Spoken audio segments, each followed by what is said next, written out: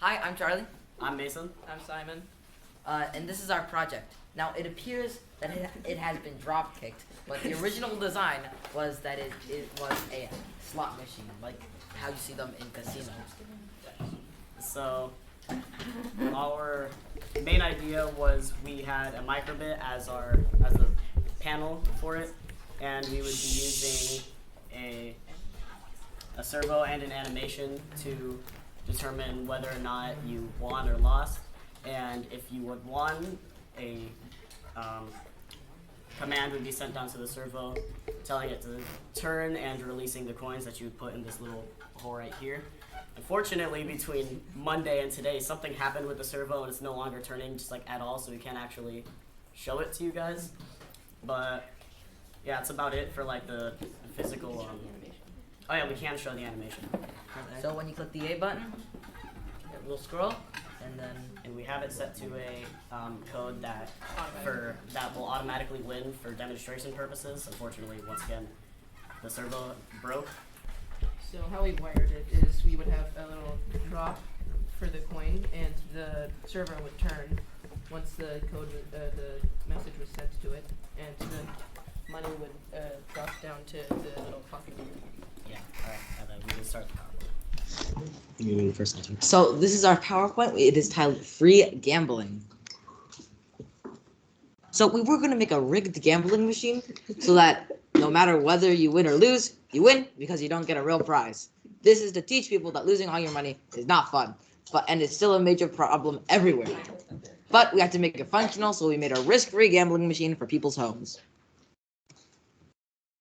We first created the code to make the machine function, and after many rounds of troubleshooting that, we fixed the code and settled on the final product of the code. Then we created the design for the slot machine, basing it off the box and other materials that we had, and after fixing all the problems with that, we got the final product. The design is very human. Essentially, the slot machine will allow you to have a chance to win more coins. You can also increase the amount of winnings by adding more coins, or you can just play for fun for free. We all really had one idea, which was a slot machine, but we all had very different ideas on how to wire and build. You can see they all are drawn differently. Alright, developing solutions.